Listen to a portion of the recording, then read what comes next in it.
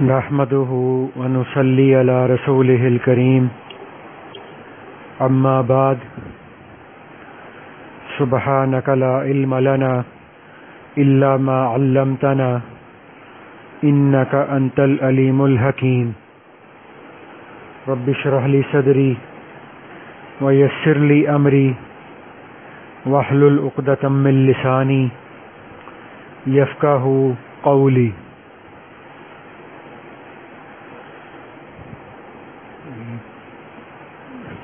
یہ جب انسان بیعت ہوتا ہے اور ذکر کرنا شروع کرتا ہے اور اس کو جب انسان بیعت ہوتا ہے تو اس کو وہ 33 آیات یعنی منزل دیتے ہیں. اس میں شجرہ بھی لکھا ہوتا ہے, ذکر کا طریقہ بھی لکھا ہوتا ہے. تو اس میں جہاں پر ہمارا پہلے سبق کے ذکر کرنے کا طریقہ لکھا ہوا ہے اس پر وہاں پر ایک لفظ آتا ہے وقوف قلبی. تو یہ وقوف قلبی ہمارے سلسلے کے اندر روحانی اعتبار سے روحانیت کی منازل کو طے کرنے کے لیے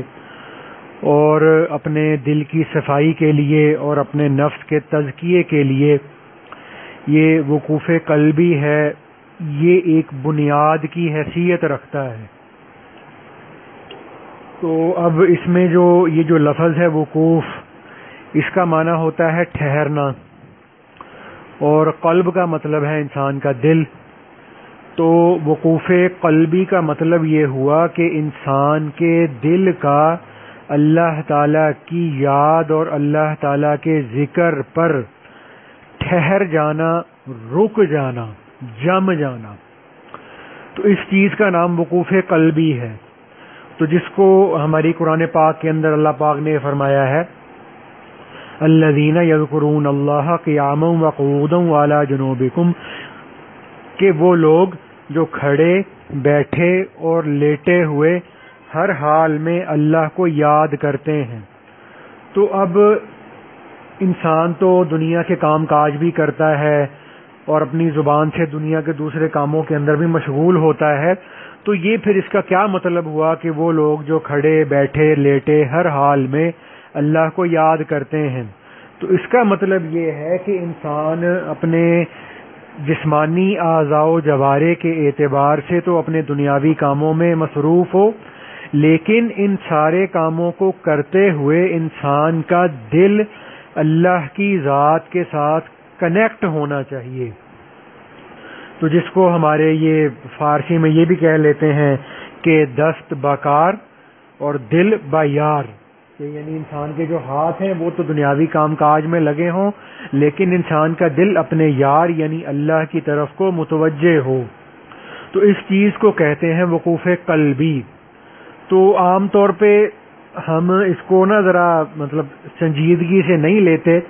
بلکہ اپنے ذکر اور دوسرے جو اسباق وغیرہ ہیں ان کا تو پابندی کرتے ہیں. لیکن یہ جو وقوف قلبی کا اہتمام ہوتا ہے کہ انسان چلتے پھرتے, اٹھتے بیٹھتے, کھانا کھاتے ہوئے, سوتے وقت, اور یا کہیں مسجد کو جاتے ہوئے یا اپنے دنیاوی کام کاج کی جگہوں پہ جاتے ہوئے انسان اپنے دل کی توجہ اور دھیان کو اللہ کی ذات پر فوکس رکھے.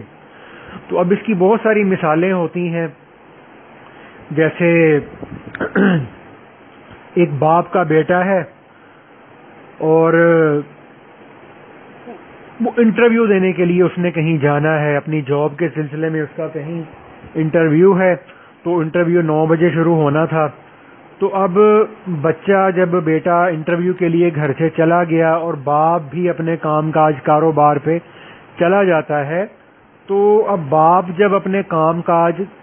کر رہا ہوتا ہے, اپنے کسٹمر کے ساتھ ڈیلنگ کر رہا ہوتا ہے اور سیل پرچیز کر رہا ہوتا ہے, لیکن اس کے دل کے اندر یہی ایک سوچ, دنیا کے سارے کام کرتے ہوئے ایک سوچ باقی رہتی ہے کہ میرا بیٹا انٹرویو کے لیے پہنچ چکا ہوگا اور اس کا انٹرویو شروع ہو چکا ہوگا اور اب وہ انٹرویو دینے کے لیے روم کے اندر انٹر ہو چکا ہوگا, اب اس کا انٹرویو شروع ہو گیا ہوگا, اور اب میرا بیٹا گھر میں گھر کی طرف کو چل پڑا ہوگا. تو باپ اپنے سارے کام کاج کر رہا ہے, تو دنیاوی اعتبار سے اس کا کوئی بھی کام رکا ہوا نہیں ہے, لیکن یہ دنیا کے سارے کام کرتے ہوئے اس کے دل کی جو توجہ ہے اور دل کی جو کنسنٹریشن ہے وہ صرف ایک ہی چیز پر ہوتی ہے کہ میرے بیٹے کا انٹرویو شروع ہو گیا ہوگا, اب وہ گھر کی طرف چل پڑا ہوگا, اب وہ انٹرویو دینے کے لیے گھر سے نکل پڑا ہوگا. تو سارے کام کرتے ہوئے اس کی توجہ دھیان اپنے بیٹے کے انٹرویو کی طرف ہی لگی رہتی ہے. تو اسی کا نام جو ہے وہ وقوف قلبی ہے, کہ جیسے باپ اپنے دنیا کے کام کاج کر رہا ہے تو سارے کام کرتے ہوئے وہ اپنے بیٹے کی طرف سے انٹرویو کے بعد آنے والی کال کا منتظر ہے کہ اس نے اپنے بیٹے کو یہ کہا تھا کہ جب تمہارا انٹرویو ہو جائے تو پھر مجھے تم نے فون کر کے ضرور بتانا ہے کہ تمہارا انٹرویو کیسا ہوا. تو اب باپ سارے کام کر رہا ہے دنیاوی اعتبار سے, لیکن اس کا دل ایک ہی سوچ کے اندر اٹکا ہوا ہے کہ پتہ نہیں میرے بیٹے کا فون کب آئے گا, اور پتہ نہیں میرے بیٹے کا انٹرویو کیسا ہوا ہوگا, پتہ نہیں اس کی سلیکشن ہوئی ہے یا نہیں ہوئی ہے. تو یہ اپنے بیٹے کے بارے میں اس کا مستقل اپنے دل میں یہ سوچ کر رکھنا اس کو دنیاوی کام کاج سے نہیں روکتا. تو ایسے ہی جب گھر میں ماں نے اپنے چھوٹے بچے کو جو ہے وہ سلایا ہوتا ہے, وہ گھر کے کسی کمرے کے اندر سویا ہوتا ہے, اور اب ماں اب جو گھر کے اندر مختلف کام کاج کر رہی ہے, کھانا بنانے کا اور صفائی وغیرہ کرنے کا, کپڑے دھونے کا, اور وہ اپنے دنیا کے کام کاج میں اپنے گھر کے اندر مصروف ہے. حتیٰ کہ بعض دفعہ ایسا ہوتا ہے کہ اپنے گھر کے کام کاج میں عورتیں ایسے مصروف ہوتی ہیں کہ گھر کے فون کی بیل ہوتی رہتی ہے, لیکن خواتین کو گھر کے کام کاج میں اتنا بیزی ہونے کی وجہ سے پتہ ہی نہیں چلتا کہ فون کی بیل ہو رہی ہے. لیکن کیونکہ ان کے جو دل کی جو توجہ ہے, جو ماں ہے, جو عورت ہے, اس کے دل کی توجہ اپنے اس چھوٹے سوئے ہوئے بیٹے کی طرف ہی رہتی ہے. تو چنانچہ ایسا ہوتا ہے کہ اب ماں جو ہے وہ گھر کے کسی دوسرے حصے کے اندر اپنے کام کاج میں مصروف ہے, تو کسی دوسرے کمرے کے اندر بیٹا سویا ہوا, بچہ سویا ہوا ہے, تو وہ چھوٹا سا چوں چاں ہی کرتا ہے. تو اس وقت فوراً ایسے ہوتا ہے کہ جیسے ماں کے جو ہے نا وہ دماغ کے اندر کسی نے کلک کر دیا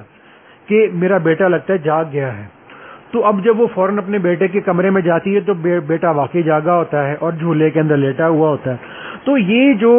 ماں کو اپنے گھر کے سارے کام کاج کرتے ہوئے ہر وقت میں اس کے جو دل کا جو فوکس ہوتا ہے وہ اپنے بچے کی طرف ہوتا ہے کہ کہیں بچہ نیند سے جاگ نہ جائے. تو اسی کا نام وقوف قلبی ہے کہ ہم اپنے دنیا کے کام کاج, کاروبار, پڑھائی سب کچھ کرتے ہوئے ہمارے دل کی توجہ دھیان وہ اللہ کی طرف کو فوکس ہو. تو ابھی وہ جیسے ایک ہمارے بزرگ ہیں وہ یہ فرمانے لگے کہ میرے پاس نا ایک کسی یونیورسٹی کی ایک اسٹوڈنٹ آئی, تو ایک اسٹوڈنٹ تھا, اس کا نام زبیر تھا, وہ لڑکا تھا. تو اس نے کہا کہ جی اب یہ بات تو بڑی عجیب سی ہے, لیکن چونکہ یہ ہمارا جو آج وقوف قلبی کی بات ہے اس کو ہمیں سمجھنے کے لیے یہ بڑی معاون ہوگی انشاءاللہ. تو وہ ایک لڑکا تھا زبیر, وہ یونیورسٹی کا اسٹوڈنٹ تھا, وہ کھاریاں کے رہنے والے تھے, یہ گجرات جہلم کی طرف کے.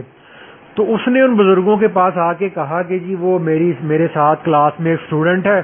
تو اب میرا جو ہے نا اس کے ساتھ تھوڑا سا ایک تعلق بن چکا ہے, تو اب میرے دل سے جو ہے نا اس کا جو ہے نا وہ ہر وقت میرے دل دماغ پر اس لڑکی کی سوچ اور اس کا خیال میرے دل دماغ پہ ہر وقت سوار رہتا ہے. تو میں جب اپنے جو ہے وہ اپنی اسٹڈی کرنے کی کوشش کرتا ہوں تو میری آنکھوں کے سامنے تو بک کے پیج ہوتے ہیں, لیکن میرے جو دل کی جو آنکھیں ہوتی ہیں وہ اسی لڑکی کی طرف لگی ہوتی ہیں. پھر وہ کہنے لگا کہ جی میں بڑا پریشان ہوں, میں رات کو سوتا ہوں, مجھے نیند نہیں آتی, تو میں جب سونے کی کوشش کرتا ہوں, بڑی کوشش کرتا ہوں, لیکن میرا دل اسی لڑکی کی طرف ٹکا ہوا ہے, تو مجھے رات کو نیند بھی نہیں آتی. تو کہنے لگا کہ جی میں جب کھانا کھانے بیٹھتا ہوں تو مجھے بھوک بھی نہیں لگتی, کھانا کھاتے ہوئے بھی میرے دل کی توجہ اسی لڑکی کی طرف ہوتی ہے. تو وہ ہمارے بزرگ تھے نا، انہوں نے کہا کہ بھائی تم ایسا کرو کہ اس کو نا، انہوں نے یہ جو ہم جو اس میں ذات کا ذکر کرتے ہیں نا اللہ اللہ والا، تو اسے فرمایا کہ بھائی تم نا اس کو نا 1000 دفعہ کرو، اور ساتھ میں یہ نیت کرو کہ اللہ کرے میرے دل سے اس کی محبت جو ناجائز اور غلط محبت ہے وہ نکل جائے، ختم ہو جائے، اور اس کی جگہ پہ اللہ کی محبت میرے دل کے اندر پیدا ہو جائے، اور جیسے میرے دل کے اندر اس نامحرم عورت کا جو ہے وہ سوچ اور خیال چھایا ہوا ہے، کسی بھی حالت میں اس کا جو خیال ہے میرے دل سے اتر نہیں رہا، تو ساتھ میں یہ نیت کرو کہ اللہ کرے یہ اللہ کے پاک نام کی برکت سے میرے دل کے اندر سے اس کی طرف کی توجہ دھیان ختم ہو جائے۔ تو وہ ہمارے بزرگ فرمانے لگے کہ میں نے اس کو ذکر بتا دیا 1000 دفعہ، تو کہنے لگے کہ 1000 دفعہ اس نے ذکر کرنا شروع کیا، تو 1 مہینے کے بعد اس کا پھر فون آیا مجھے، تو میں نے اس کو پوچھا کہ ہاں بھائی زبیر بتاؤ کیا حال چال ہے؟ تو اس نے کہا کہ جی پہلے تو کھانا کھاتے ہوئے، کتابیں پڑھتے ہوئے، سوتے ہوئے اس کا جو ہے وہ لڑکی کا ہر وقت دل میں دھیان سوچ رہا کرتی تھی، تو اب میں جو ہے نا وہ اپنے دل میں تو اللہ اللہ اللہ اللہ پڑھ رہا ہوتا ہوں، لیکن میرے جو دل کی جو توجہ ہے، میرے جو دل کی آنکھیں ہیں وہ اب بھی اسی لڑکی کی طرف ہی ٹکی ہوتی ہیں۔ تو وہ بزرگ فرمانے لگے کہ مجھے جب اس نے یہ بات کی تو مجھے اس کے اس بات کے کرنے سے یہ جو وقوف قلبی کی پریکٹس ہے نا وہ سمجھ آ گئی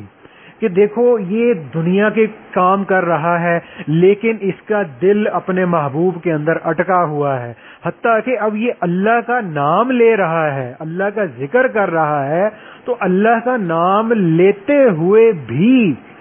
اس کے دل کی توجہ، اس کے دل کا فوکس اور کنسنٹریشن اپنے اس محبوب سے نہیں ہٹ رہا۔ تو وہ بزرگ فرمانے لگے کہ بھائی اسی کا نام وقوف قلبی ہوتا ہے، کہ جیسے انسان کوئی بھی کام کر رہا ہے، حتیٰ کہ اللہ کا نام لے رہا ہے، اللہ کو یاد کر رہا ہے، تو پھر بھی دل کے آئینے سے اپنے اس محبوب کی جو تصویر ہے وہ محو نہیں ہو پا رہی۔ تو اسی کا نام جو ہے نا ہمارے حضرات نے وقوف قلبی رکھا ہے، کہ ہم چاہے کوئی دنیا کا کام کر رہے ہوں، ہم چاہے کوئی دین کا کام کر رہے ہوں، اور عورتیں گھر کے کام میں لگی ہوں، اور مرد حضرات اپنے کام کاروبار میں، دکان کے اندر، پڑھنے پڑھانے کے اندر مصروف ہوں، لیکن یہ سارے کام کرتے ہوئے ہمارے دل کی توجہ وہ ایک اکیلے اللہ ہی کی طرف ہو۔ تو جب یہ ایک اکیلے اللہ کی جو توجہ ہے، اللہ کی طرف کا جو دھیان ہے، یہ جب ہمارے دل کے اندر یہ جب جڑ پکڑ لے گا تو ہمارے اندر سے گناہ اللہ کے فضل و کرم سے ختم ہو جائیں گے، کیونکہ گناہ جو ہے ان کا تعلق وہ آنکھ سے نہیں ہوتا، کان سے نہیں ہوتا، زبان سے نہیں ہوتا، اور ہاتھ پاؤں سے نہیں ہوتا، بلکہ انسان سے جب بھی گناہ ہوتا ہے وہ اللہ کی ذات سے غفلت کی وجہ سے ہوتا ہے۔ تو جب انسان کا دل اللہ کی یاد سے، اللہ کے ذکر سے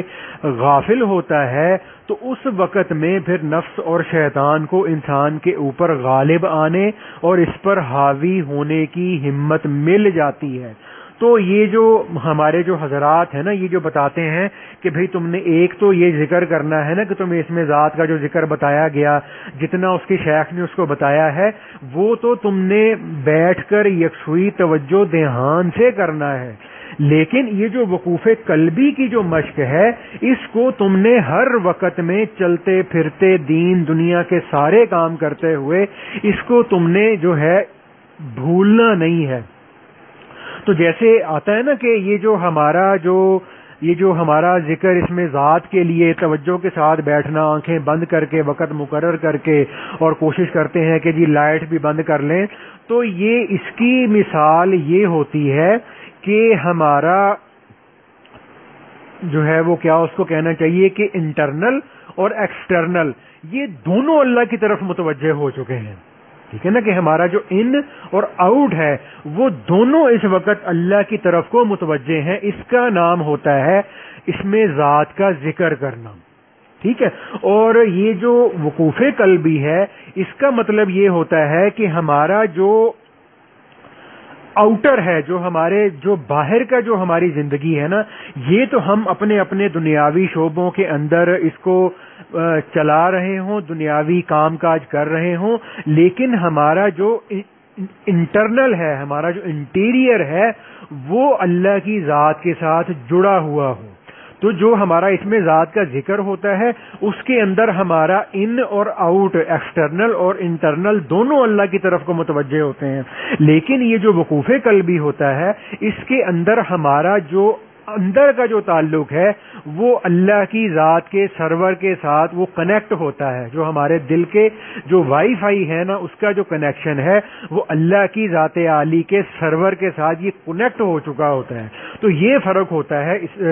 اس میں ذات کے ذکر کے اندر اور وقوف قلبی کے اندر.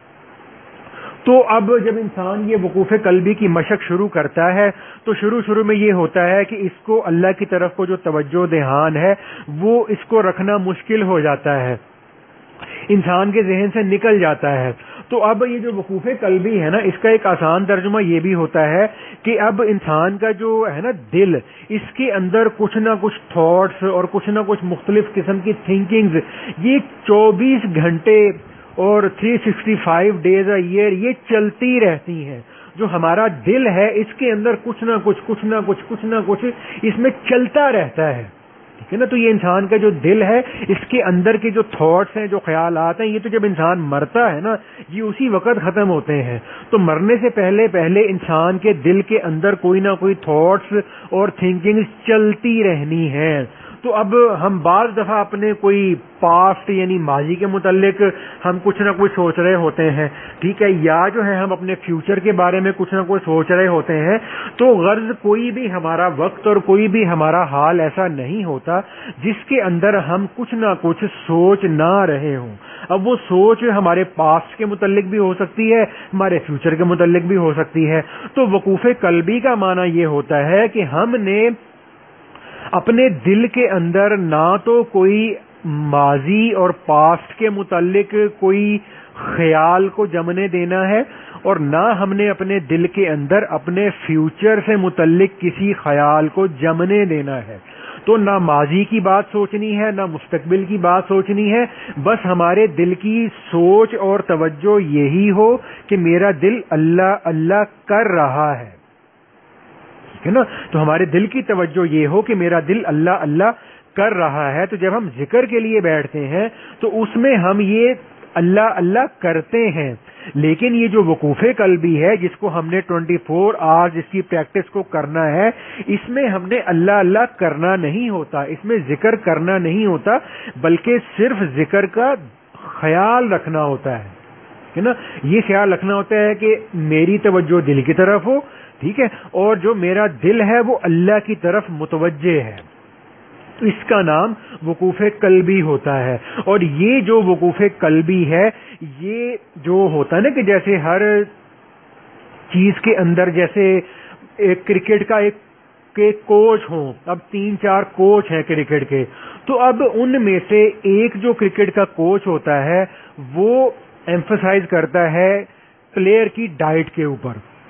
اور ایک دوسرا کوچ ہوتا ہے اس کا سارا ایمفسائز ہوتا ہے پلیئر کے اسٹیمنے کے اوپر، اور تیسرا کرکٹ کا کوچ ہوتا ہے اس کا سارا جو ہے نا وہ زور اور ایمفسائز ہوتا ہے پلیئر کی پریکٹس کے اوپر. تو اب یہ جو مختلف قسم کے جو یہ کرکٹر کے کوچ ہوتے ہیں نا، ان کا جو ہے نا ایک مخصوص ایک خاص ان کا نا ایک سیلینٹ فیچر ہوتا ہے کہ جس کے اوپر وہ اپنے پلیئر کی جو ہے اس کی وہ تربیت کرتے ہیں، اس کو پریپیئر کرتے ہیں. تو اسی طرح سے یہ جو روحانیت کا جو پلیئر ہے، ٹھیک ہے نا، اور یہ اس نے جب روحانیت کے اسٹیڈیم میں کرکٹ کا میچ کھیلنے کے لیے اس نے جب روحانیت کی پچ پر اپنا قدم رکھنا ہے، تو اس کے لیے سب سے پہلی چیز، سب سے بنیادی چیز وہ یہ ہے کہ ہمارے دل کے اندر سے اللہ کی ذات کی طرف سے غفلت ختم ہو جائے ہے نا. تو جب یہ اللہ کی ذات کی طرف سے جب ہمارے دل کے اندر سے غفلت ختم ہو جائے گی، اور ہمارا دل ہر وقت ہر حال میں ہر وقت میں جب ہمارا دل اللہ کی ذات کے ساتھ کنیکٹ ہوگا. جیسے ہم نے وہ باپ کی جو مثال ابھی ہم نے بیان کی, یا پھر ہم نے وہ جو ماں کا بچہ سویا ہوا تھا اس کی مثال بیان کی, تو ہم نے یہ جو روحانی اسٹیڈیم کے اندر, روحانیت کی پچ کے اوپر جب ہم نے اپنا روحانی کیریئر سٹارٹ کرنے کے لیے جب ہم نے قدم رکھنا ہے, تو اس کے لیے سب سے پہلی بنیادی چیز انسان کے دل میں سے غفلت کا ختم ہونا ہے. اور اس غفلت کو ختم کرنے کے لیے یہ جو صوفیہ ہے نا, ہمارے حضرات مشائخ ہیں, انہوں نے ہمارے لیے وقوف قلبی کی پریکٹس کو ہمارے لیے جو ہے نا انہوں نے تجویز کیا ہے. تو اب اس کی ایک اور مثال بھی ہوتی ہے نا, کہ جیسے ہم کسی پہاڑی علاقے میں سیر کے لیے گئے ہوئے ہیں, تو اب ہم نے وہاں پر کسی ایک بڑا خوبصورت سا ایک پہاڑی منظر ہے, ہم نے اس کی تصویر کھینچنی ہے. تو ہم نے جناب وہ کینن کا ہمارے پاس کیمرہ ہے, تو اب جب تصویر کھینچنے والا کیا کرتا ہے, اس پہاڑی منظر کی تصویر کو کھینچنے کے لیے یہ جو تصویر کھینچنے والا فوٹوگرافر ہوتا ہے, اس کی ساری جو توجہ ہے وہ کیمرے کے لینز پر ہوتی ہے. اور کیمرے کا جو لینز ہے وہ اصل میں اس کا مقصود نہیں ہوتا, بلکہ اس کا جو مقصود ہے وہ کیمرے کے لینز کے دوسری طرف جو پہاڑی منظر نظر آ رہا ہے اس کو کیپچر کرنا اس کا مقصد ہوتا ہے. لیکن اس کے لیے اس کے بیچ میں واسطہ جو ہے نا وہ کیمرے کا لینز ہوتا ہے. اور بعض دفعہ ایسا ہوتا ہے کہ جب یہ فوٹوگرافر بہت اپنا توجہ دھیان کو اس پہاڑی علاقے کے منظر کی طرف کو مبذول کر دیتا ہے, تو ایسا ہوتا ہے کہ یہ جو فوٹوگرافر ہے اس کی آنکھ اور سامنے والے پہاڑی منظر کے بیچ میں سے بعض اوقات وہ کیمرے کا جو لینز ہے وہ بالکل غائب ہو جاتا ہے. یعنی اس طرح سے انسان اس پہاڑی علاقے کے منظر کی تصویر کو کھینچنے میں مگن اور محو ہو جاتا ہے کہ بیچ کا جو میڈیم ہے, بیچ کا جو کیمرے کا جو لینز ہے نا, وہ بھی ہماری نظر سے اس وقت میں بالکل محو ہو جاتا ہے. تو اسی طرح سے چونکہ اللہ کی جو ذات ہے اس کی طرف ہمارے لیے توجہ رکھنا, چونکہ اللہ تعالیٰ کی ذات تو بے مثل ہے, بے مثال ہے, تو اس اللہ کی ذات کی طرف جو ہمارے جیسا مبتدی یا جو روحانیت کے میدان کے اندر جو قدم رکھنے والا ابھی جو بگنر ہے, جو ابھی سٹارٹ میں ہے, تو اس کے لیے اللہ کی ذات کی طرف توجہ دھیان کو رکھنا مشکل ہوتا ہے. تو اس لیے ہمارے مشائخ اس کو کہتے ہیں کہ بھئی تم یہ کرو کہ تم اللہ کی طرف کو اپنی توجہ مستقل 24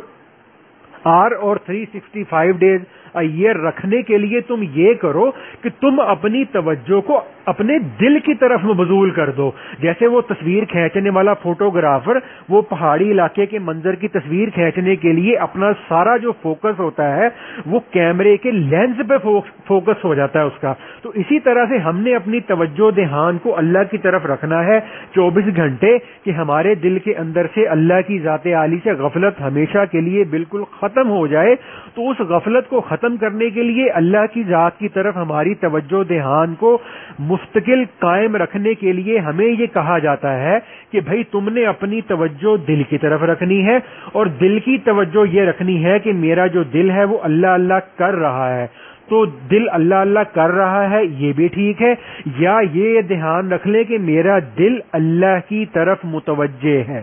تو یہ دونوں ٹھیک ہیں. تو عام طور پہ یہ ہوتا ہے کہ انسان اس کی پریکٹس کر رہا ہوتا ہے, تو شروع میں انسان کچھ دیر اس کی پریکٹس کرتا ہے تو دل کی توجہ دھیان اللہ کی طرف رہتا ہے, تھوڑی دیر کے بعد اس کو پھر بھول جاتا ہے.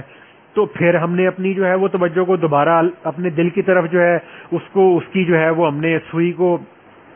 فٹ کر دینا ہے. پھر کبھی تھوڑی سی بھول ہو جائے گی تو پھر ہم نے جو ہے وہ اپنے دل کی توجہ ہم نے اس کو ذرا دوبارہ تازہ کر لینا ہے, ٹھیک ہے نا. تو کرتے کرتے کرتے کرتے اللہ تعالیٰ کے فضل و کرم سے ایک وقت ایسا آ جاتا ہے کہ جس کو ہمارے مجدد الفسانی رحمۃ اللہ علیہ نے اپنے لیٹرز میں مکتوبات کے اندر یہ بات لکھی ہے کہ جب انسان کا دل اللہ کی یاد میں فنا ہو جاتا ہے, جب انسان کا دل اللہ کی یاد میں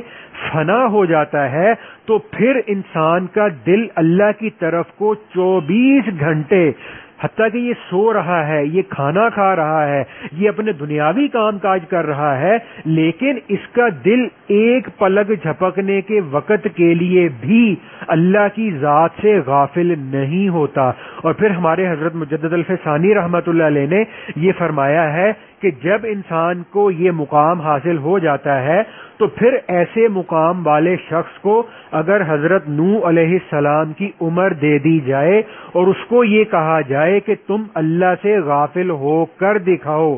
تو وہ اللہ سے غافل نہیں ہو پائے گا۔ انسان اللہ کا اتنا پیارا بن جاتا ہے اللہ کے ذکر کے ذریعے، اور انسان اللہ کی ذات کا ایسا محبوب بن جاتا ہے کہ اگر انسان پھر اللہ سے غافل ہونا بھی چاہے گا تو اللہ اس کو اپنی ذات سے غافل ہونے نہیں دیں گے۔ تو اب اگر یہ اس کے دل میں کبھی کوئی ایسی گناہ کا خیال سوچ پیدا ہوگی تو اللہ کی نظر میں اللہ کو یہ اتنا پیارا لگ چکا ہوگا، اللہ کو یہ اتنا محبوب بن چکا ہوگا اللہ کے لیے کہ اللہ تعالیٰ پھر اس کے لیے یہ پسند نہیں کرتے کہ میرا یہ پیارا بندہ میری ذات سے غافل ہو، یا یہ میرا محبوب بندہ کسی نہ کسی میری نافرمانی کے اندر مبتلا ہو جائے۔ تو ہمارے حضرت مجدد الفسانی رحمۃ اللہ علیہ نے ہمارے سلسلے کے ایک بزرگ تھے، ان کا یہ واقعہ ایک لکھا ہے اپنے لیٹرز کے اندر، مکتوبات کے اندر، کہ وہ ان کے دل کے اوپر اللہ کی ذات کا استحضار اور اللہ کی ذات عالی سے حضوری کا تعلق، جس کو ہم حضور قلب کہتے ہیں۔ اب حضور قلب کا مطلب یہ ہوتا ہے کہ انسان کا دل وہ اللہ کی یاد میں ڈوب جائے، اللہ کی یاد میں فنا ہو جائے، اپنے آپ سے بے خود ہو جائے، اپنے اوصاف سے بے خود ہو جائے اور اپنے حال سے بے خبر ہو جائے، تو اس کو کہتے ہیں کہ اس کو حضور قلب حاصل ہو گیا۔ تو وہ ایک بزرگ کے بارے میں ہمارے مجدد صاحب رحمۃ اللہ علیہ فرماتے ہیں کہ وہ ان کے دل کے اوپر اللہ کی ذات کی حضوری اس قدر غافل ہو چکی تھی کہ اگر وہ چاہتے بھی تو اپنے آپ کو تھوڑی دیر کے لیے اس حضوری کی جو کیفیت تھی اس سے باہر نہیں نکال پا رہے تھے۔ تو اب ان کے پڑوس میں ایک شکاری تھا، اس کے پاس شکار والے کتے تھے، تو انہوں نے ایک دن اسے کہا کہ بھائی اب جب تم جنگل میں شکار کے لیے جاؤ گے نا تو اپنے کتوں کے ساتھ اپنے ساتھ مجھے بھی ساتھ لے جانا۔ تو مقصد ان کا یہ تھا کہ میں اس کے ساتھ شکار کے لیے جاؤں گا تو وہاں پہ جنگل کا ماحول ہوگا، غفلت کا ماحول ہوگا، جانوروں کے پیچھے بھاگنے کا ماحول ہوگا، تو شاید میں کچھ دیر کے لیے جو اس حضوری کی جو کیفیت ہے نا اس میں سے تھوڑی دیر کے لیے باہر آ جاؤں۔ تو اب وہ یہ تمنا اس لیے کر رہے تھے کہ جس وقت میں انسان کو یہ جو وقوف قلبی کا اعلیٰ درجہ حاصل ہو جاتا ہے یا حضور قلب کا انتہائی اعلیٰ درجے کا مقام حاصل ہو جاتا ہے، تو اس وقت میں بعض اوقات ایسا ہوتا ہے کہ انسان کا دل، انسان کی روح اور انسان کا نفس مطمئنہ یہ تو اللہ کی ذات کی طرف متوجہ ہونے کی وجہ سے بہت مزے کے اندر ہوتے ہیں اور بڑی لذت اور حلاوت کے اندر ہوتے ہیں اور خود سے بے خود ہو چکے ہوتے ہیں، لیکن یہ جو انسان کا یہ جو مادی جسم ہوتا ہے، یہ جو 4 ایلیمنٹ سے ہمارا جو جسم بنا ہوا ہے، اس کے اوپر اللہ تعالیٰ کی ذات کی طرف سے آنے والے انوارات اور تجلیات کی وجہ سے بعض دفعہ کچھ بوجھ کی کیفیت ہو جاتی ہے، تو وہ کچھ دیر کے لیے اپنے آپ کو نا اس بوجھ کی کیفیت جو ان کے جسم پہ طاری تھی اپنے آپ کو ذرا نکالنا چاہتے تھے۔ تو جب وہ شکار کے لیے گئے ہیں تو وہاں پہ 1-2 گھنٹے وہ بالکل ایک غفلت کے ماحول میں رہے، تو لیکن انہوں نے دیکھا کہ اس 1-2 گھنٹے غفلت کے ماحول میں رہنے کے بعد بھی وہ اپنے دل کی توجہ دھیان کو اللہ کی ذات سے نہیں ہٹا پائے تھے۔ تو خیر پھر جو مجدد صاحب رحمۃ اللہ علیہ فرماتے ہیں کہ پھر وہ بزرگ گھر واپس آئے اور انہوں نے پھر اللہ سے یہ دعا کی کہ اے اللہ کسی ایسے شخص کو میرے پاس بھیج دے کہ جو مجھے تھوڑی دیر کے لیے تیری ذات سے غافل کر دے، اور پھر فرمایا کہ جو بندہ میری اس دعا پر آمین کہے کہ اے اللہ آپ اس پر اپنی رحمت نازل فرمانا، تو بندہ اللہ کا اتنا پیارا بن جاتا ہے، بندہ اللہ کا ایسا محبوب بن جاتا ہے کہ بندہ اگر چاہے بھی اللہ کی ذات سے غافل ہونا تو اللہ اس کو اپنے سے غافل نہیں ہونے دیتے۔ ہے نا. تو یہ جو ہمارے حضرات نے فرمایا ہے نا کہ یہ جو تصوف ہے, یہ جو تزکیے کی محنت ہے, اس کا جو انتہائی جو آخری جو پوائنٹ ہے, اس کا جو بالکل جو پیک پوائنٹ ہے وہ کیا ہے؟ وہ یہ ہے کہ ان تعبد اللہ کا انک ترا فإن لم تکن تراہ فإنہ یراک, کہ اس کا آخری درجہ جو ہمارا مقصود ہے وہ یہ ہوتا ہے کہ انسان اپنی 24 گھنٹے کی زندگی کو اس طرح سے احتیاط کے ساتھ گزارے, اس طرح سے خوبصورتی کے ساتھ مزین کر کے گزارے کہ جیسے یہ بندہ اپنے اللہ کو دیکھ رہا ہے. تو اس کے بعد دوسرا درجہ فرمایا کہ اگر یہ درجہ حاصل نہیں ہو پایا تو اس سے جو نیچے کا درجہ ہے وہ یہ ہے کہ انسان اپنی زندگی کو ایسے گزارے کہ جیسے اس کا اللہ اس کو دیکھ رہا ہے. تو اب اگر ہم یہ دیکھیں نا کہ اب ایک چھوٹا بچہ ہے, اس کے والد نے اسے کہا کہ بھائی تم جو ہے نا مسجد میں جب آتے ہو نا تو تم نے مجھے ایک دفعہ اپنی جھلک مسجد میں آ کے تم نے ضرور دکھانی ہے تاکہ مجھے یہ پتہ لگ جائے کہ تم آج مسجد میں نماز کے لیے آئے ہو یا نہیں آئے ہو. تو اب وہ جو بچہ ہے نا وہ جب نماز کے لیے مسجد میں آتا ہے تو وہ نماز میں کھڑا ہوتا ہے, تو نماز میں کھڑے ہو کر وہ اپنی کن اکھیوں سے نا اپنے باپ کی طرف کو دیکھ رہا ہوتا ہے کہ پتہ نہیں میرا باپ جو ہے وہ میری طرف دیکھ رہا ہے یا نہیں دیکھ رہا. تو بعض دفعہ ایسا ہوتا ہے کہ بچہ نماز کے لیے مسجد میں آتا ہے تو اس کا یہ خیال ہوتا ہے کہ جی میرے والد صاحب بھی جماعت میں کھڑے ہیں, تو اب یہ نماز کے لیے کھڑا تھا تو اس کے ساتھ کھڑے کسی بچے نے کہا کہ اب 4 رکعتوں کی نماز سے ابھی 2 رکعتیں ہوئی تھی, تو اس کو کسی بچے نے اس کے کان میں کہہ دیا وہ عبداللہ تمہارے پاپا آج نماز پڑھنے مسجد میں نہیں آئے. تو اب جب اس نے یہ سنا نا کہ میرے پاپا آج مسجد میں نماز کے لیے نہیں آئے تو اس بچے نے 2 رکعتوں سے ہی جو ہے وہ نماز توڑ دی اور بھاگ گیا. ٹھیک ہے نا. تو یہ ہوتا ہے کہ جب اس کو ہر وقت اپنے باپ کا جو ہے وہ ڈر لگا ہوا ہے کہ میرا باپ میری طرف متوجہ ہے, میرا باپ جو ہے وہ میری نگرانی کر رہا ہے, میرا باپ مجھے دیکھ رہا ہے, تو بعین ہی یہی کیفیت انسان کی اللہ کے بندے کی اللہ کی ذات کے ساتھ ہو جائے کہ میرا اللہ مجھے دیکھ رہا ہے, میں جو اپنی زبان سے الفاظ نکال رہا ہوں میرا اللہ ان کو جانتا ہے, میں جو سن رہا ہوں میرا اللہ مجھے دیکھ رہا ہے, میری آنکھیں جس طرف کو اٹھ رہی ہیں میرا اللہ ان کو دیکھ رہا ہے, اور میرے دل کے اندر جو جو خیالات اور سوچیں اور جو ناپاک ارادے پیدا ہو رہے ہیں میرا اللہ ان خیالات سے واقف ہے. تو ہر وقت میں انسان کی یہ اس کی ایک فطرت ثانیہ بن جائے کہ اس کو ہر حال میں اپنی توجہ کو اللہ کی طرف کو رکھنا آ جائے. تو آج یہ جو ہم کہتے ہیں نا کہ جی ہمارا نماز میں جی نہیں لگتا, ہمارا دعا میں دل نہیں لگتا, اور کہتے ہیں کہ جی ہمارا بس گناہ ہو جاتا ہے, نظر غلط استعمال ہو جاتی ہے, یا اور دوسرے جو ہے وہ صغیرہ کبیرہ گناہوں کے اندر ہم لوگ مبتلا ہو جاتے ہیں, تو اس کی وجہ یہ ہے کہ ہمارا جو دل ہے وہ اللہ سے غافل ہے. تو اب اللہ سے غافل اس دل کو اللہ کے ساتھ کنیکٹ کرنے کے لیے ہمارے سلسلے کے جو مشائخ ہیں انہوں نے ہمارے لیے یہ وقوف قلبی کی پریکٹس رکھی ہے. تو اللہ کے فضل سے جب آپ حضرات ہم سب جب اس کی مستقل کچھ عرصہ پریکٹس کریں گے نا, ہم نے چلتے پھرتے اٹھتے بیٹھتے ہر وقت اپنی جو توجہ ہے اس کو اللہ کی طرف رکھا, تو جب ہم اپنی چلتے پھرتے دنیا کے کام کاج کرتے ہوئے اپنی توجہ کو اللہ کی طرف مستقل رکھیں گے, تو اس توجہ کے مستقل رکھنے کے بعد جب ہم اپنے ذکر اور مراقبے کے اسباق کے لیے بیٹھیں گے تو اللہ کی طرف سے بہت زیادہ فیوزات کا نزول ہونا شروع ہو جائے گا, کیونکہ یہ اس کا جو دل ہے یہ تو اپنے پیچھے 24 گھنٹے کی زندگی میں ہی اپنے دل کی زمین کو اس مسلمان نے اللہ تعالیٰ کی طرف سے انوارات اور تجلیات کے نزول اور اللہ کی طرف سے فیوزات کی بارش کے برسنے کے لیے اس نے اپنے دل کی زمین کو پریپیئر کر لیا ہوا ہے. تو کجا یہ کہ آدمی ذکر کے لیے جب آگے بیٹھا تو سارا دن اس نے اپنی توجہ دھیان کو اللہ کی ذات کی طرف فوکس نہیں رکھا, تو اب جب اس نے مثال کے طور پہ آدھا گھنٹہ ذکر کرنا تھا تو چونکہ اب اس نے اپنے جو ہے وہ ذکر سے باہر کی جو زندگی ہے اس کو اس نے چونکہ غفلت کے اندر گزارا تھا, وقوف قلبی کے بغیر گزارا تھا, تو جب یہ آدھے گھنٹے کے لیے ذکر کے لیے بیٹھتا ہے تو اس آدھے گھنٹے میں اس کو 20 منٹ کے لیے تو یکسوئی ہی نہیں حاصل ہوتی. اس کے دل میں کبھی دنیا کا کوئی خیال, کبھی کاروبار کی سوچ, کبھی اکیڈمی کی سوچ, کبھی ٹیوشن کی سوچ, اور کبھی کسی لیکچر کی سوچ, اور کبھی گھر کے کام کاج کی سوچ. تو اس کا وہ پچھلا پنکھا بند نہیں ہوتا. جیسے ہم یہ جو ہمارے گھروں میں بجلی کے پنکھے لگے ہوتے ہیں, تو جب ہم اس پنکھے کا بٹن جو ہے وہ آف کر دیتے ہیں, پنکھے کو بند کر دیتے ہیں, تو پنکھا فوراً بند نہیں ہوتا, بلکہ پنکھا تو وہ تقریباً 1.5, 2, 3 منٹ چلتا ہی رہتا ہے,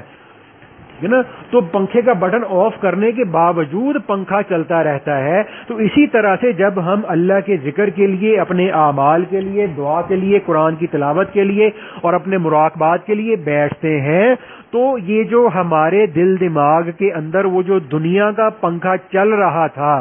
ٹھیک ہے نا, وہ ہمارے ذکر کے زیادہ وقت میں بھی چلتا ہی رہتا ہے. تو اس کا اچھا حل یہ ہوتا ہے کہ ہم اپنے دنیاوی کام کاج کرتے ہوئے اپنی توجہ دھیان کو اللہ کی طرف رکھیں. تو یہ شروع میں بڑا عجیب لگتا ہے لوگوں کو, اور ساتھیوں کو سمجھ نہیں آتی کہ یہ کیسے کرنا ہے, لیکن یہ بہت آسان ہے کہ اس میں ہم نے کرنا کچھ بھی نہیں ہے, کہ اس میں ہم نے یہ کرنا ہے کہ اس میں ہم نے کچھ نہیں کرنا, کہ نا بس صرف اپنے دل کی توجہ, نہ ہم نے اپنی کسی ماضی کی بات کی طرف لے کے جانی ہے, نہ کسی مستقبل کی بات کی طرف لے کے جانی ہے, بلکہ اپنی سوچ کو ہم نے ایک پوائنٹ پر ٹکا دینا ہے. اور وہ کیا پوائنٹ ہے؟ وہ پوائنٹ ہے کہ میرا دل اللہ اللہ کر رہا ہے. ٹھیک ہے نا بھائی. تو اس لیے اصل میں یہ تو ہمارے جو روحانیت کی, جو انسان کی جو محنت ہے, اس کا یہ سب سے پہلا سٹیپ ہے. اور ہمارے جو سلسلے کے جو بڑے حضرت ہیں نا, خواجہ بہاؤالدین نقشبند رحمۃ اللہ علیہ, جن کی طرف ہمارا سلسلے کا یہ جو نام منسوب ہے, وہ یہ فرماتے ہیں کہ بھائی آج ہم یہ پوچھتے ہیں نا کہ جی ہمارا جب ہم ذکر کرتے ہیں تو ہمارے لیے باوضو ہونا ضروری ہے, یا ہمارے لیے آنکھیں بند کرنا ضروری ہے, یا ہمیں جو ہے جناب ایک جگہ بیٹھ کے ذکر کرنا ضروری ہے. تو ہمارے خواجہ بہاؤالدین نقشبند رحمۃ اللہ علیہ فرماتے تھے کہ جب انسان ذکر کے لیے بیٹھتا ہے تو ذکر کے لیے بیٹھتے وقت اپنے دل کو اللہ کی طرف متوجہ رکھنا یہ ضروری ہے. اب اس کا وضو ہے یا نہیں ہے, اس نے آنکھیں بند کی ہیں یا نہیں کی ہیں, یا وہ بیٹھ کے ذکر کر رہا, یا وہ چلتے پھرتے ذکر کر رہا, یا وہ لیٹ کے ذکر کر رہا, یا وہ اپنے دنیا کے کام کاج کرتے ہوئے ذکر کر رہا, وہ کسی بھی حال میں ہے, تو کسی بھی حال میں ذکر کرتے ہوئے اس کو اپنی جو توجہ ہے اس کو اللہ کی ذات سے ہٹانا نہیں ہے.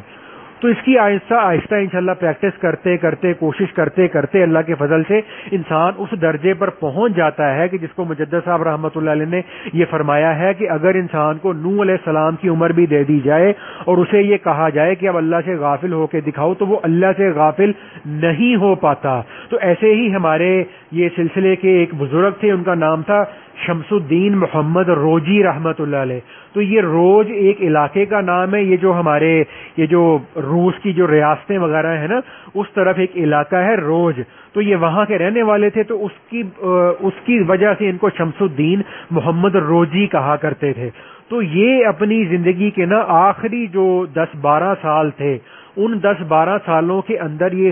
یہ فرمایا کرتے تھے اپنے مریدین سے, اپنے ساتھ والوں سے, یہ فرماتے تھے کہ 30 سال ہو رہے ہیں, 30 years, 30 سال ہو رہے ہیں کہ میں اللہ کی ذات سے غافل ہونے کی قدرت اپنے اندر نہیں رکھتا. اگر میں چاہوں کہ کچھ وقت خود کو اللہ کی ذات سے غافل بناؤں تو میں اپنے آپ کو اللہ کی ذات سے غافل نہیں کر سکتا. تو اس کے بعد وہ یہ امیر خسرو ہمارے ایک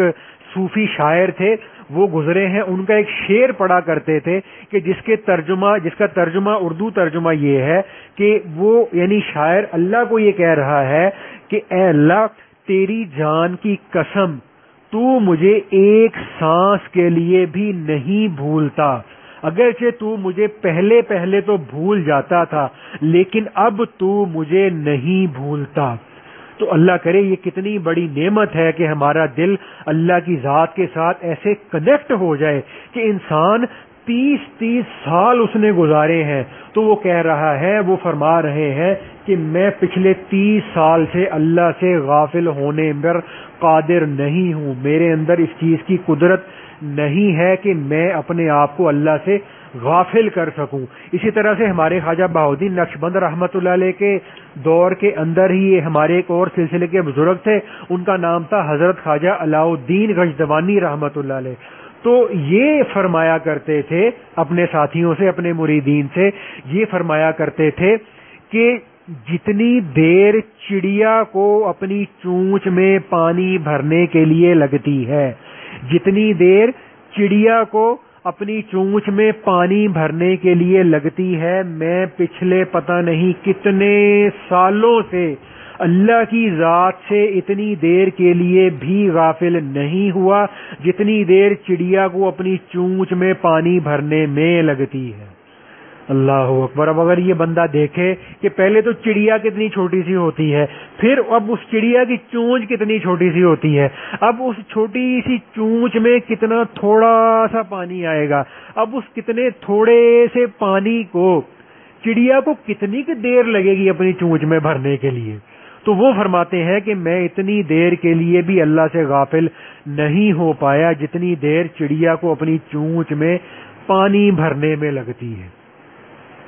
تو ایسے ایسے ہمارے جو ہے نا وہ اسلاف نے، ہمارے جو تھے اکابر تھے، انہوں نے اتنی محنت کی ہے اللہ کے نام پر، اللہ کی یاد پر، اور اپنے یہ جو ذکر کے جو اسبات ہیں ان کے اوپر۔ تو اللہ تعالیٰ اللہ کرے ہم بھی انہی کے نقش قدم پہ چلنے والے بن جائیں۔ اور اس لیے بھائی ہم نا یہ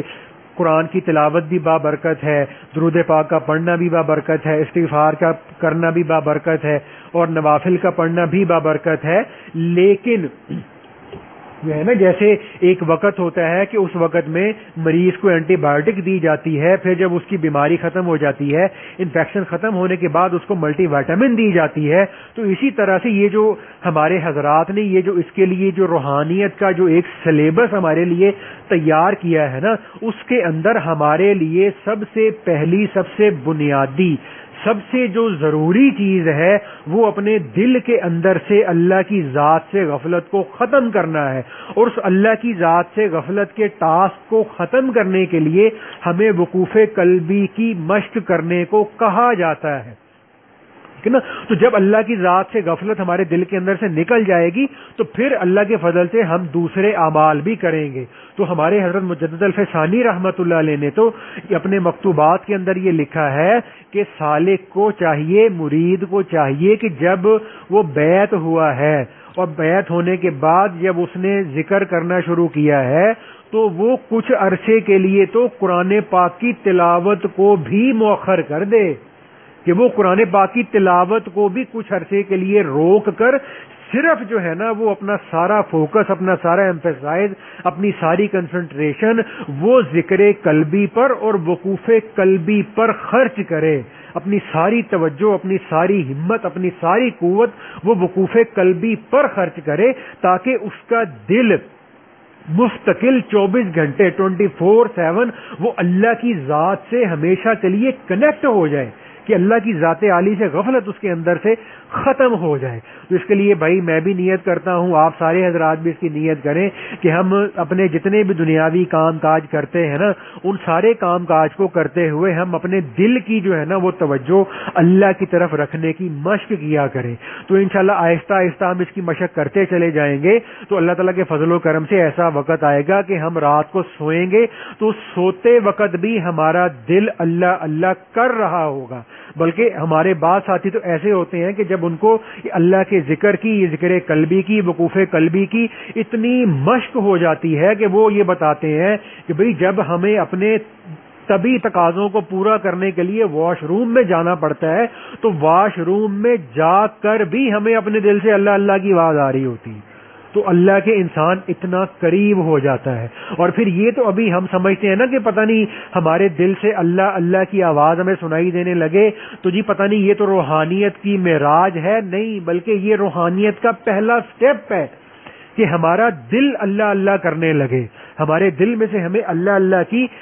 صدا سنائی دینے لگے, ہمیں اللہ اللہ کی دھڑکنیں اپنے دل سے سنائی دینے لگے. یہ ہمارے لیے روحانیت میں پہلا سٹیپ ہے. اور 7ویں سٹیپ پہ جا کر کیا ہوتا ہے کہ انسان کے جسم کے اوپر جتنے بال ہیں, انسان کے جسم کا ایک ایک بال اللہ اللہ کرنے لگ جاتا ہے. اور انسان کے جسم کے اندر جو گوشت ہے, اس گوشت کے اندر کی جو ایک ایک بوٹی ہے وہ اللہ اللہ کرنے لگ جاتی ہے. اور انسان کے جسم کے اندر جو خون کا ایک ایک قطرہ ہے وہ بھی اللہ اللہ کرنے لگ جاتا ہے. تو اس لیے بھائی ہم جو ہے نا ابھی اپنی ہمتوں کو مضبوط کریں, اپنی جو ہے نا ہم اپنی پرواز کو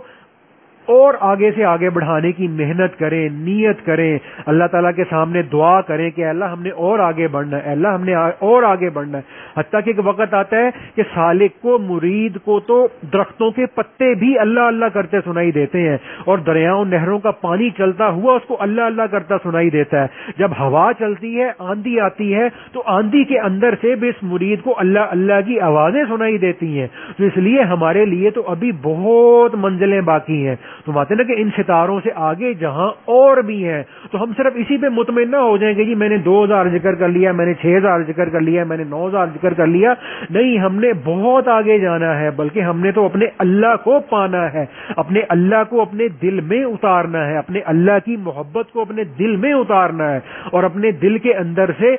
غفلت کے تارو پود کو بکھیرنا ہے. اور اللہ کے ذکر کے ڈائنامائٹ سے ہم نے اپنے دل کے اندر جتنی جتنی جو غفلت کی جو ہمارے دل کے اندر بارودی سرنگیں بچھی ہوئی ہیں, اور شیطان کے جو ہمارے دل کے اندر جو ڈیرے بنے ہوئے ہیں, شیطان کے جو ہمارے دل کے اوپر جو ہے اس نے ہمارے دل میں گھر بنائے ہوئے ہیں, تو ہم نے یہ اللہ کے ذکر کے ڈائنامائٹ سے اور وقوف قلبی کے ڈائنامائٹ سے ہم نے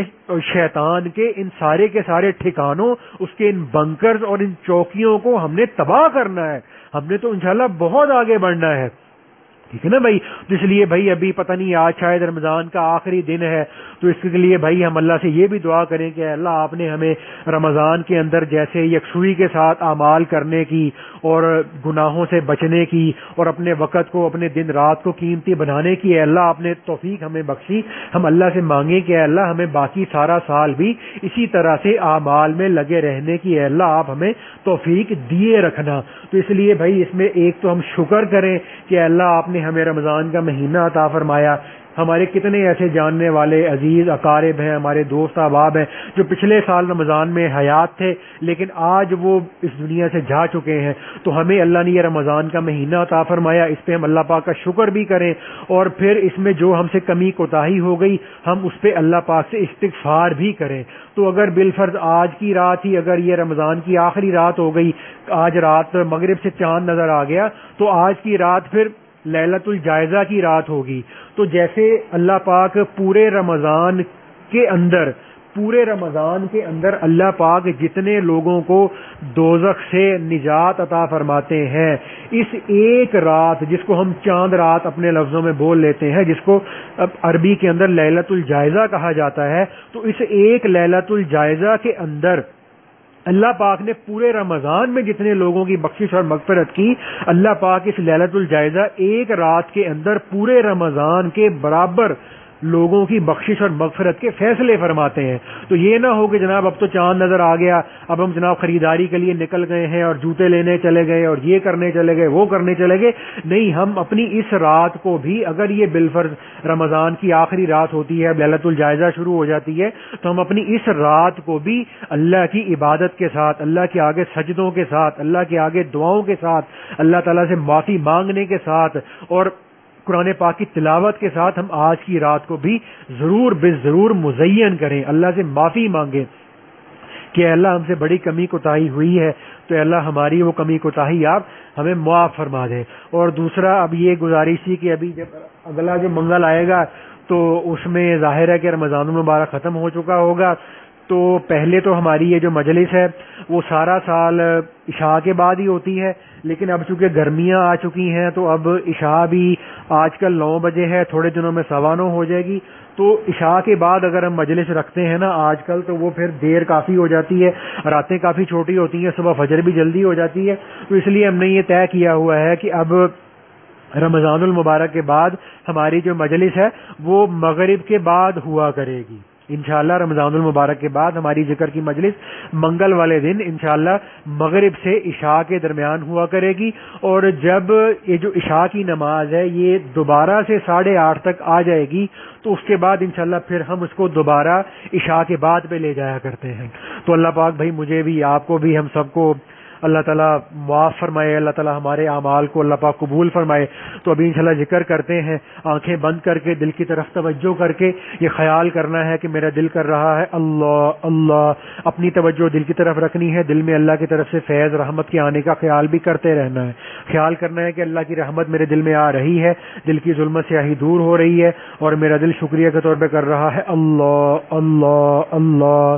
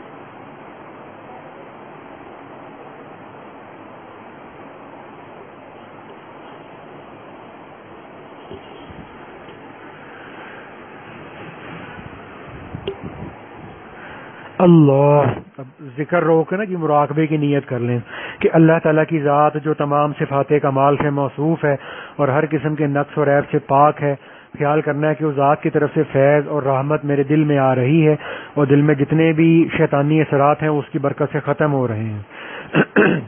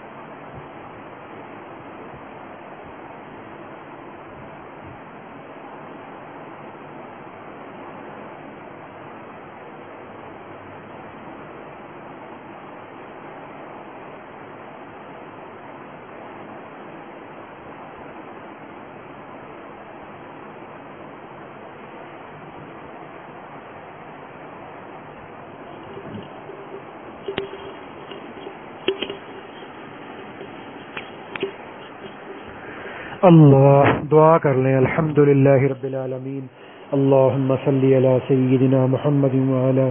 آل سیدنا محمد وبارک وسلم. یا اللہ یا ارحم الراحمین یا ارحم الراحمین یا ارحم الراحمین یا اکرم الاکرمین یا اکرم الاکرمین یا ذا الجلال والاکرام یا ذا الجلال والاکرام یا ذا الجلال والاکرام. لا الہ الا انت سبحانک انی کنت من الظالمین.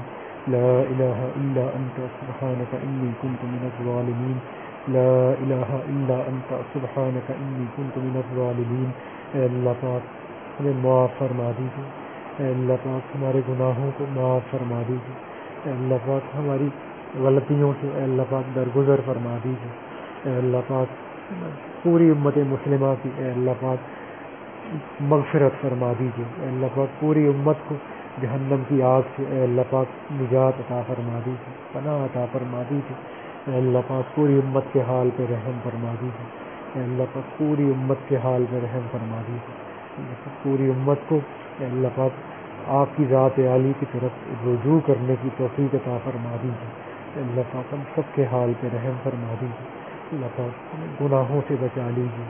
اللہ پاک گناہوں سے بچا لیجیے. اللہ پاک غفلت سے ہماری حفاظت فرما دیجیے. اور غفلت سے ہماری حفاظت فرما دیجیے. اللہ پاک ہمیں اپنا پیارا بنا لیجیے. اللہ پاک ہمیں اپنا پیارا بنا لیجیے.